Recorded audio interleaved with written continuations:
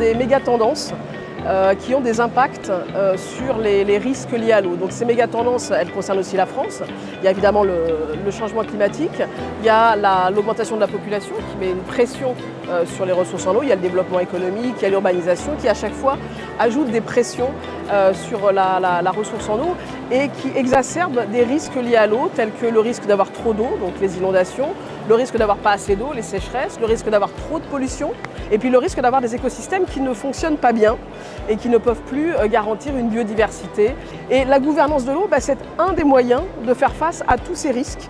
Ce bien commun se raréfie, il faut qu'on renforce notre coopération, il faut qu'on crée un nouveau cadre démocratique à différentes échelles. Une bonne gouvernance de l'eau, c'est se mettre à la hauteur des enjeux et la situation nous oblige à changer la gestion de l'eau et donc sa gouvernance.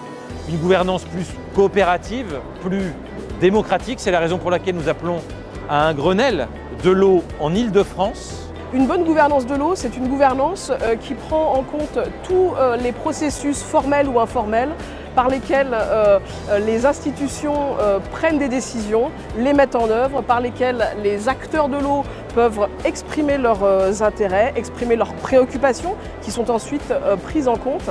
Face aux enjeux du changement climatique et de la rareté de la ressource, nous, notre message, il est simple, c'est que les maîtres d'ouvrage, avec le mode de gouvernance qu'ils ont choisi, puissent avoir des plans de moyen long terme pour donner de la visibilité à nos entreprises. Nous sommes face à un changement qui n'est jamais arrivé en matière d'eau potable, il faut changer la donne.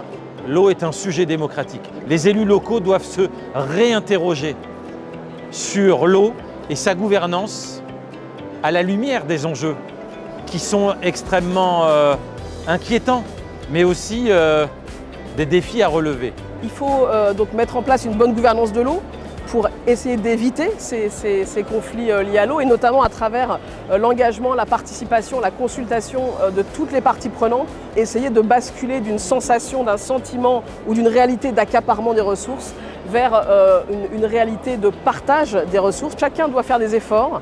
Les usagers domestiques, donc à travers notamment la sobriété hydrique, l'agriculture aussi. Il y a vraiment tous les acteurs qui doivent se saisir des problèmes liés aux conflits liés à l'eau. Ayons l'intelligence collective de plutôt créer ce chemin de coopération qui est une nécessité absolue.